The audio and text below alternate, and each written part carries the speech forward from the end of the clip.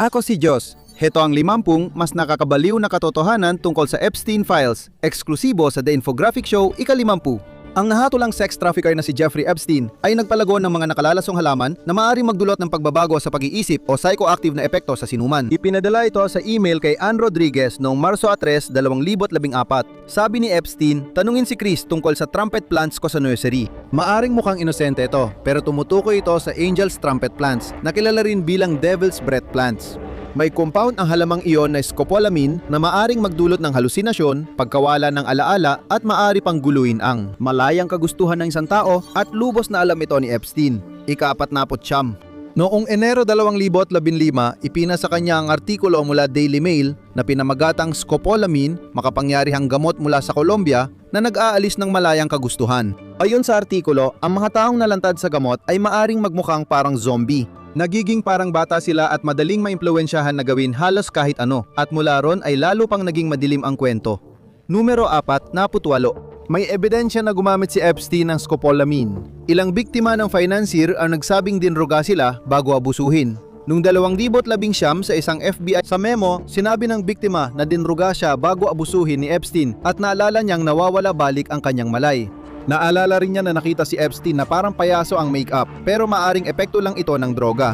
Mayroong milyon-milyong dokumento sa mga file, email, memo at transkripsyon. Pero meron ding napakaraming larawan at mahigit 2,000 video. Numero 47. May video kung saan hinahabol ni Epstein ang batang babae sa kusina. Sa isang bahagi, umakyat siya sa countertop habang tinatakbuhan siya ng isang nakatakip na tao. Hindi natin alam ang nangyayari o kung sino siya, pero base sa alam natin kay Epstein, nakakabahala ang mga pahiwatig. At hindi lang ito ang disturbing na video. Numero 46. Marami sa mga video sa files ni Epstein ay may pornograpikong nilalaman.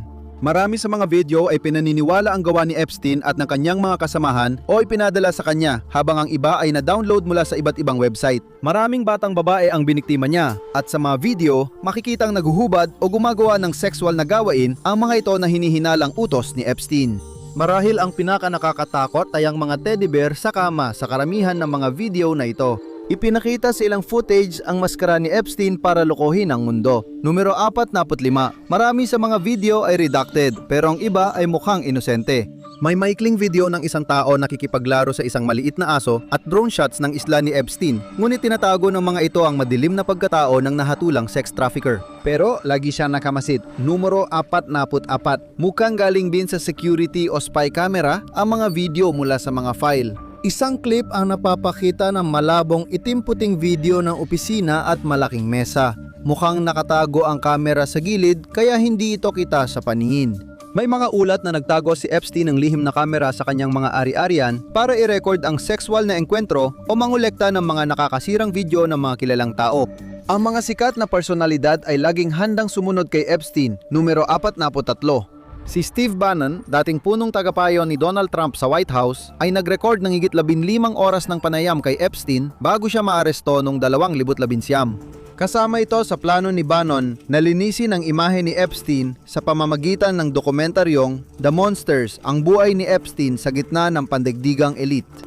Sa mga inilabas na mensahe, iminungkahi ni Epstein ang ideya na ibahagi ang isang video na panayam sa YouTube at binanggit na si Woody, na pinaniniwalaang si Woody Allen ang tutulong sa pag-edit nito. Layunin niyang gawing makatao ang halimaw at lumampas pa yon sa isang video. Numero 42. Ipinakita ng mga file ang plano ni Bannon na baguhin ang imahe ni Epstein sa publiko. Sinubukan nilang ilihis ang atensyon mula sa isang lalaking sangkot sa human trafficking at nagbigay daan sa pinakamayayaman at pinakamakapangyarihang mga lalaki sa mundo na abusuhin ang mga kabataang babae at sa halip ay itampok ang kanyang pagiging pilantropo. Sa kanyang mga mensahe, binigyang diin ni Bannon na si Epstein ay hindi, quote, wala ng pag-asa. Sabi niya, magkasama nilang mahahanap ang paraan para labanan ang tingin niyang agenda ng liberal na media laban sa sex trafficker. Parang kayang akitin ni Epstein ang sinuman gamit ang kanyang kapangyarihan bilang 41. Sa mga interview kay Steve Bannon, sinabi ni Epstein na habang nakakulong siya, nilalapitan siya ng mga bilanggo at gwardiya para humingi ng pera o payo sa pananalapi. Ayon sa kanya, tuwing lalabas siya ng selda para sa medikal na eksaminasyon, may mga bilanggo na lumalapit para manghiram ng pera o humingi ng payo sa stock na bibilhin. Ikinuwento niya kung paano nalaman ang pagbagsak ng ekonomiya noong 2008 nang tanungin siya ng gwardiya sa selda tungkol sa proteksyon ng pensyon. Bagamat itinuturing ni Epstein ang sarili bilang financial guru, ipinapakita ng mga file na mas kakaiba at madilim ang buhay niya sa labas ng kulungan. Numero 40. Sa birthday message noong 2016, sinabi ng tanyag na direktor na si Woody Allen na ang bahay ni Epstein ay parang Castle Dracula, kung saan si Bela Lugosi ay may 3 batang babaeng vampira na naglilingkod. Si Jeffrey ay mag-isa sa malaking bahay na parang natutulog siya sa mamasa-masang lupa. Madalas lumabas ang pangalan ni Allen sa mga file kahit itinatanggi niya ang kaugnayan sa mga krimen ni Epstein. Para sa karagdagang detalye tungkol sa madilim na mundo ni Jeffrey Epstein, i-like, i-share at mag-subscribe. Sa paglabas ng mga file, maaaring lumabo ang katotohanan. Numero 39. Sa mga araw at linggo mula nang lumabas ang mga file ni Epstein, dinamit ng mga bot, grupo ng hacker at mga online na mapagbirong tao ang AI at iba pang mga kasangkapan para gumawa ng maraming pekeng file at larawan. Dahil dito, mahirap matukoy ang totoo. Isang cyber group mula Russia ang inakusahan na inuugnay si Pangulong Emmanuel Macron ng Pransya kay Epstein. May kumalat na pekeng larawan ni Mayor Zoran Mamdani ng New York City na kasama si Epstein noong bata pa siya. Patuloy na nakikilala at napaparusahan ang ilang totoong kasamahan ni Epstein sa kanilang mga krimen. Bilang 38, maraming kilalang tao na konektado kay Epstein ay naimbestigahan, kinasuhan, nawalan ng trabaho o inaresto ng mga otoridad sa iba't ibang bansa. Kasama rito ang dating punong ministro ng Norway, Thorbjørn Jagland, na kinasuhan ng matinding korupsyon dahil sa ugnayan kay Epstein matapos alisin ng Konseho ng Europa ang kanyang immunity. Ayon sa mga email, binalak ni Jagland na bumisita sa mga ari-arian ni Epstein sa Europa at US kahit natulan na ito ng sexual na pang-aabuso sa mga bata. May ilang nakakabahalang email sa pagitan ng opisyal ng Norway at Amerikanong sex trafficker, bilang 37.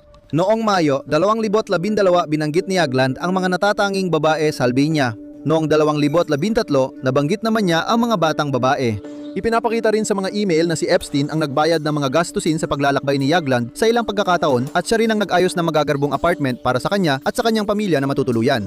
Bahagi ito ng patoy ni Epstein ng pagbibigay ng pinansyal na pabor sa mga kilalang tao kapalit ng impluensya at akses sa politika. Nagpapahiwatig ang mga email na umaasa si Epstein na matutulungan siya ni Jagland mag-ayos ng pagpupulong kay Pangulong Vladimir Putin ng Russia. Kahit itinatanggi niya ang pagkakamali, maaari makulong si Jagland ng hanggang 10 taon. At hindi lang siya ang nagdurusa sa mga naging epekto ng mga file. Numero 36. Si Leon Black ay dating CEO ng Apollo Global Management at chairman ng Museum of Modern Art sa New York. Isa siyang pribadong mamumuhunan sa equity. Lumabas sa mga file na malapit siya kay Epstein at sinulatan pa ito ng tula sa kaarawan na may kakaibang linyang blonde, red o brunette sa iba't ibang lugar. Gamit ang lambat na ito, si Jeff ng matandang lalaki sa dagat. Ngunit hindi rito natatapos ang koneksyon ni Black kay Epstein, bilang 35. Noong 2021, inalega ng Russian na modelo na si Guzel Gainiva na siya ay hinaras at inabuso ni Leon Black sa loob ng ilang taon. Pinilit siyang pumirma ng non-disclosure agreement. Ayon sa kanya, pinuwersa siya ni Black na makipagtalik kay Epstein. Ipinapakita ng ilang file na nakialam si Epstein sa kaso at nakipagplano kay Brad Karp, abogado ni Black, para tulungan ang kapwa niya bilyonaryo na makaiwas sa negatibong balita. Ngunit may mas nakakabahalang kaugnayan pa kay Leon Black na lumitaw bilang numero 34. Dating kumpanya ni Black, ang Apollo, ay pangunahing mamumuhunan sa Shutterfly na nagmamay-ari ng kumpanyang kumukuha ng litrato ng milyon-milyong batang Amerikano taon-taon. Walang napatunayang koneksyon kay Epstein pero may mga nag-aalala na dahil kay Black, maaaring nagkaroon ng access sina Epstein at iba pang mandaragit sa napakaraming larawan. Nagpahayag ang kumpanya na hindi sila nagbabahagi ng larawan sa iba. Samantala, nagbitiw na si Black sa Apollo at Museum of Modern Art.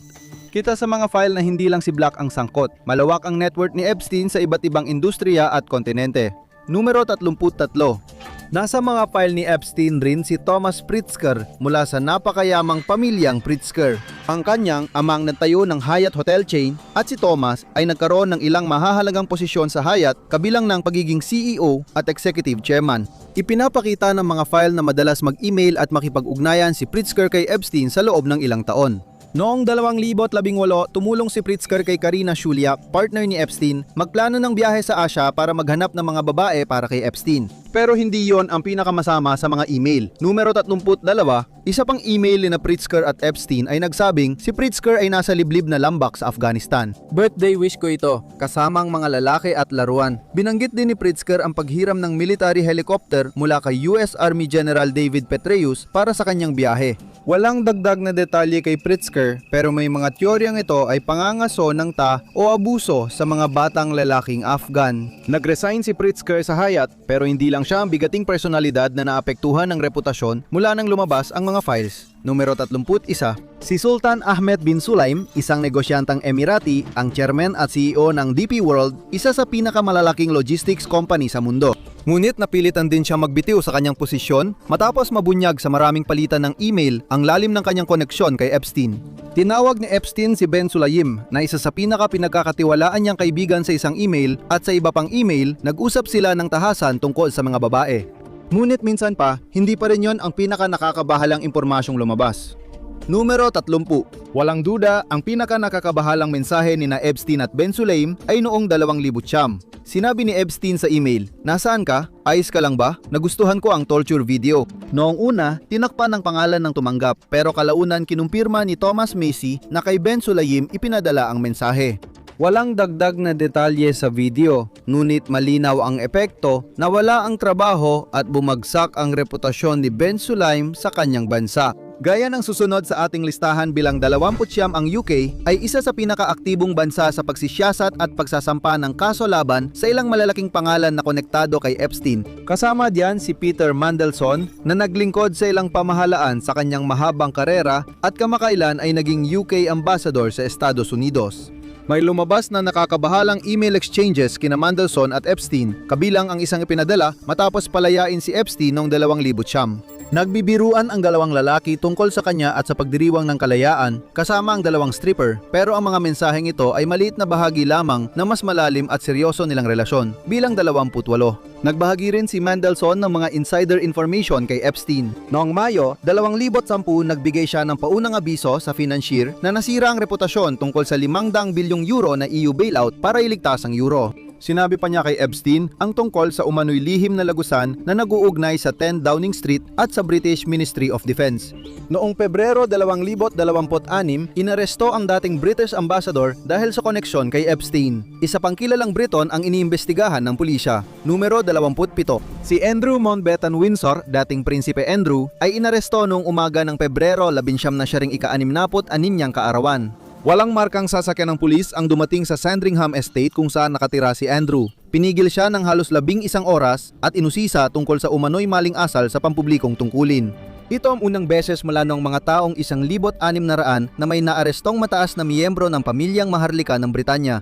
Sa kabila ng Atlantiko, umaabot na rin ang epekto ng Epstein Files sa mga makapangyarihan sa Estados Unidos, bilang 26. Si Kathleen Ramler ay isa pang kilalang personalidad na nasangkot sa issue matapos lumabas ang Epstein Files. Siya ang dating White House counsel ni Barack Obama at naging Chief Legal Officer sa Goldman Sachs. Ayon sa mga files, ilang beses nagkita sina Ramler at Epstein mula 2014 hanggang 2019 at nabanggit siya bilang backup executor sa huling habilin. Tinawag ni Ramler si Epstein sa malalambing na pangalan tulad ng Tito Jeffrey at sinabing mahal na mahal niya ito. Pagkatapos i-book at bayaran ng first class flight ni Ramler papuntang Europa, inanunsyo niya ang pagbibitiw sa Goldman Sachs noong Pebrero 12, 2026. Ang sumunod na kilalang tao ay napilitang sumunod sa parehong landas bilang 25. Si Casey Wasserman ay isang executive sa Aliwan, sports agent at founder at CEO ng Wasserman Sports Marketing and Talent Agency.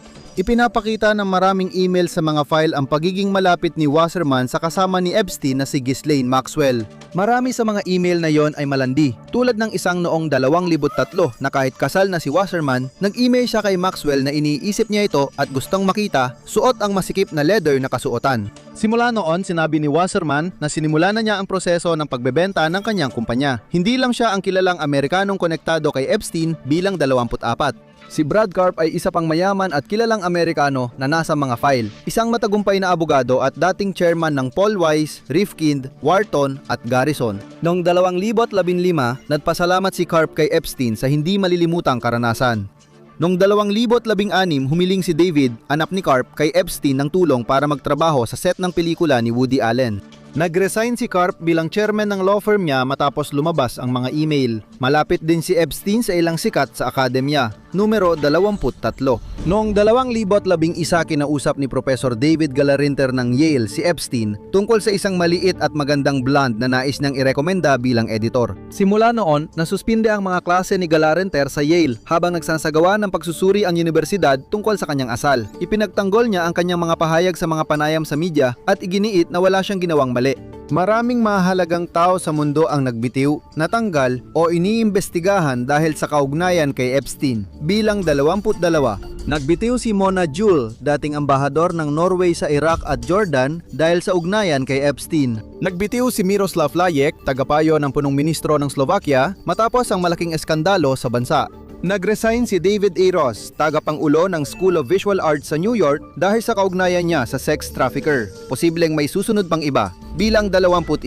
Maaring magkaroon ng malaking pagbabago ang kwento tungkol kay Epstein depende sa sasabihin ng isang tao, ang dating Pangulo ng Estados Unidos na si Bill Clinton. Lumalabas ang pangalan ni Clinton sa flight logs ni Epstein nang hindi bababa sa 4 na beses. Makikita rin siya sa maraming larawan mula sa ari-arian ng nahatulang sex offender. May mga litrato siyang kasama sina Epstein at Ghislaine Maxwell, pati isa na nagpapahinga siya sa hot tub. Itinatanggi ng ika-42 Pangulo na may alam siya sa ginawa ni Epstein noon magkaibigan pa sila, ngunit hindi pa tapos ang kanyang pagkakasangkot bilang 20. Gamit ang malaking language model, inanalisa ng The Economist ang mahigit 1 milyong email ni Epstein at sinanay ito para bigyan ng score ayon sa kung gaano nakakabahala ang mensahe. May rating na 1 bilang karaniwang email at 10 bilang sobrang nakakabahala. Sa isang sample na humigit kumulang 635,000 email chain, halos 1,500 ang nakatanggap ng rating na 10 bilang 18. Isa sa mga email ay nagpakita kay Epstein na nagbemensahe sa isang tila menor de edad. Tinatanong kung may bakasyon siya sa paaralan.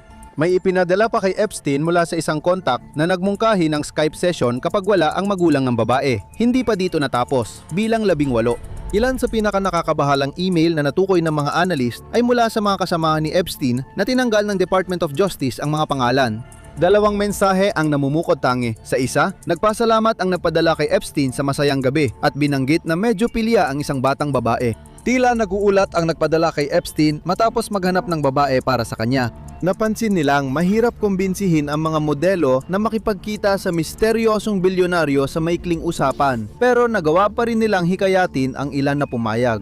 Ipinapahiwatig ng mga mensaheng ito ang baluktot na mundong naghihintay sa dulo ng mga imbitasyong iyon bilang 17. Batay sa search warrant sa isla ni Epstein, may mga natagpuang kakaibang gamit na pinaniniwalaang para sa sexual na laro at roleplay, malamang nakasama ang mga batang babae. Kasama dito ang mga maskara, upuan ng dentista, likham sining ng kalahating hubad na tao, pisara na may salitang kapangyarihan at panlilinlang, at kasuotan ng bumbero at pulis. Pero hindi lang yon, numero 16. Ayon sa mga tala ng paghahanap at larawan ng isla ni Epstein, puno ng naka-frame na litrato ang bahay ng pedopil, nakahanay sa pader, pasilyo, mesa at estante. Inedit ng Department of Justice ang maraming larawang ito, binura o tinakpan ng itim ang mga mukha ng daan-daang tao. Nagpapakita ito ng mas malalim na pag-unawa sa isip ng notorious na sex trafficker na piniling palamutian ang bahay ng larawan ng mga biktima niya. Mas nakakakilabot pa ang nadiskubre sa townhouse ni Epstein sa New York bilang 15. Makikita sa mga larawan ang iba't ibang kakaibang dekorasyon. Ngunit may isang bagay na talaga namang namukod tangi, isang estatwa ng babae na nakasuot ng wedding dress na nakabitin sa isang lubid na parang pinatay. Nakatali ito sa kisame at sumasalubong sa mga bisita pagpasok nila sa ari-arian. Maaring isipin ng iba na abstract art lang ito, pero batay sa alam natin kay Epstein, nakakabahala talagang makita ito sa hallway. Makikita rin sa iba't ibang bahagi ng ari-arian ang kakaibang iskultura ng muka, estatwa at iba pang hindi pangkaraniwang bagay. Maraming nagtatanong kung paano nakaligtas si Epstein sa kanyang mga krimen ng matagal. Numero 14. Ipinapakita ng mga file ang napakaraming pagkakataon ng malinaw na hush money na ibinayad sa mga biktima ni Epstein. Ang mga bayad na ito ay itinago bilang mga scholarship sa universidad kahit para sa mga batang babae na wala pa sa edad para sa universidad. May mga tinatawag na modeling contracts, pero lumalabas sa ebidensya na marami sa mga modelong ito ay napilitang gumawa ng higit pa sa pag-post lang. At ito ay isa lamang sa mga paraan kung paano tinakpan ni Epstein ang kanyang pambihirang lawak ng mga krimen. Numero 13. Ipinapakita rin ng mga file, karamihan sa biktima ni Epstein ay sinabihang kukunin lang sila para magmasahe, walang ibang detalye na ibinigay. Ang mga kabataang babae ay inalok ng daan-daan o kahit libu-libong dolyar kapalit ng kanilang serbisyo. Marami ang naniwalang masahe lang ang gagawin, pero nalaman lang nila ang tunay na pakay ni Epstein kapag nagsimula na at natrap na sila. Sa lahat ng kilalang personalidad na konektado kay Epstein, ang pinaka nakagugulat sa lahat. Numero 12, madalas tawaging pinakamatalinong tao sa mundo. Si Stephen Hawking ay naging direktor ng pananaliksik sa Center for Theoretical Cosmology sa Universidad ng Cambridge sa kanyang buhay. Walang ebidensya na alam o sangkot si Hawking sa mga krimen ni Epstein, pero may isang natatanging email. Nag-alok si Epstein ng gantimpala sa makakapagpatunay na hindi totoong dumalo si Hawking sa orgy. Maaring pinrotektahan ni Epstein ang imahe ng mga kakilala niya, pero hindi siya nahiyang ipagyabang ang sarili niyang krimen. Numero 11. Isang nakakagulat na file ay transcript ng panayam sa teleponyo kasama ang isang hindi pinangalan ng tao. Sa panayam, sinabi ng tao na ipinagyayabang ni Epstein ang murang edad ng mga karelasyon niyang babae. Ikinuwento pa niya na may mga kabataang babae na dinala mula France sa kanyang ari-arian sa Palm Beach. Sabi ng kinapanayam, regalo yon para sa kaarawan ni Epstein at binayaran ang mga magulang ng mga bata para pumayag silang lumipad doon. May iba pa ring ibinahagi ang kinapanayam. Numero 10. Sa parehong panayam, sinabi ng taong hindi pinangalanan na madalas may sexual na aktibidad sa pribadong eroplano ni Epstein. Ipinaliwanag nila na ang crew ay inuutusang kumatok bago pumasok sa pangunahing kabin at manatiling hindi nakikita hanggat kaya. Ayon sa kanila, ito raw ay para masigurong hindi nila maaabala o makikita ang anumang ilegal na aktibidad na nagaganap. Gayunpaman, sinabi pa ng ini-interview na tsak na alam ng mga crew kung ano ang nangyayari. Kita naman na may grupong kabataang halos hubad na laging minamasahe ang matandang lalaking ito. At mayroon pa silang isang nakakabahalang revelasyon na ibinahagi bilang siyam. Ang in-interview na biktima rin ni Epstein ay nagpatuloy ipaliwanag kung paano sila tinrato ni na Epstein at Ghislaine Maxwell. Ikinuwento nila na madalas silang pinagbihisan ng uniforme ng estudyante, puting polo, medyas, maliit na palda, minsan ni Maxwell mismo at naka-pigtails pa ang buhok. Ikinuwento pa nila na dinadala sila kay Epstein bago magsimula ng roleplay, sex. Marami pang ibang biktima ang nagbahagi ng parehong kwento at hindi lang pang-aabuso ang iniugnay kay Epstein kundi pati posibleng pagpatay. Numero 8, wala pang opisyal na ebidensya pero may bagong files na nagsasabing may batang babae na pinahirapan, inabuso at pinatay sa isla ni Epstein. May ilang files na may grapiko at nakakagimbal na paglalarawan ng tanga-abuso. Binalaan ng mga biktima sa isla na kapag lumabag sila sa patakaran, maaari silang mawala. Parang may sariling batas ang isla. Isa lang ito sa mga mapanlinlang at nakakatakot na taktika na ginamit ni Epstein at ng kanyang mga kasamahan sa pagkontrol ng mga biktima. Ang takot na inilalarawan sa mga file na ito ay hindi lang limitado sa isla. Numero 7. Noong 2011 may email sa isang DJ sa New Mexico na nagsabing may 2 dayuhang babaeng pinatay sa Zorro Ranch ni Epstein. Tinanggal ang email address ng nagtip sa mga file, pero alam naming si Eddie Aragon ang tumanggap at ipinasa sa lokal na opisina ng FBI. Sa email, sinabing pinatay ang 2 batang babae sa pagsakal habang may marahas na pagtatali at inilibing sa utos ni na Epstein at Madam G si Ghislaine Maxwell. Mas naging kapanapanabik ang kwento mula doon. Numero 6. Sabi ng tipster mula New Mexico, may ebidensya rin siya ng mga nangyari sa Zorro Ranch ni Epstein. Sa email, sinabi nilang dating empleyado ng ranch at humingi ng bayad na isang Bitcoin kapalit ng isang USB. Ayon sa kanila, ang drive ay may videos ng financier na nakikipagtalik sa mga batang babae at detalye ng lokasyon ng kanyang mga biktima ng pagpatay. Dahil ang ranch ni Epstein ay sumasaklaw sa daan-daang ektarya ng lupa, maaring napakahalaga ng impormasyong iyon sa pagdiskubre ng totoong ebidensya ng kanyang mga karumaldumal na krimen. At maaring hindi ito magtagal magpakailanman. Numero 5. Inanunsyo ni Attorney General Raul Torres na bubuksan muli ng New Mexico ang kriminal na investigasyon sa lumang ranch ni Epstein. Samantala, nagtayo rin ng Bipartisan Truth Commission para alamin ang tunay na nangyari. Humihiling ang mga opisyal at piskal ng kumpleto at walang burang file mula sa Department of Justice para sa investigasyon nila. Posibleng kailangang maghukay sa ilang parte ng ranch para maghanap ng mga labi ng tao. Hindi pa natin alam ang lahat. Pang-apat, inanunsyo ng Administrasyong Trump na tapos na at wala nang ilalabas na Epstein files. Gayunpaman, kinikilala na sa 6 na milyong dokumento na nirepaso, 3.2 milyon pa lang ang may lalabas, kaya may 2.2 milyong dokumento pa ang nawawala. May mas marami pang pangalan, petsa, detalye at impormasyon tungkol sa kasong ito. Maaring ang pinaka-nakagugulat na revelasyon ay paparating pa lang bilang numero 3. Matagal nang may mga conspiracy theorist na nagsasabing nagkunwari si Epstein na patay at may mga bagong files na posibleng sumuporta sa teoryang ito. Dalawa sa mga file ay nagpapakita ng mga tala na sinasabing isinulat ni Epstein bago siya namatay at ilan dito ay usap-usapang nagpapakita ng plano niyang tumakas. Binanggit niya ang jet, container, paliparan at red notice Interpol alerts. Sinulat din ni Epstein jail out equals 10. Sabi ng ilan, ito raw ay tumutukoy sa Agosto, 10 ang araw ng kanyang diumano'y pagpapakamatay at hindi lang iyon, numero 2 pa. May larawan din sa files ng bangkay ni Epstein sa stretcher, sinasabing kuha ilang minuto matapos siyang mamatay, pero may kakaiba sa larawan. Wala ang barbed wire tattoo sa kaliwang braso ni Epstein, nakitang-kita sa ibang larawan niya. May nagsasabing baka hindi siya ang nasa larawan, kundi body double. May naniniwala ring baka pinalis lang niyang tattoo. Sa anumang kaso, kahina-hinala ito, pero ang pinaka-nakakabahalang ebidensya ay paparating pa. Ang file number 1 ang tinawag na pinakamatindi sa lahat ng lumabas na dokumento.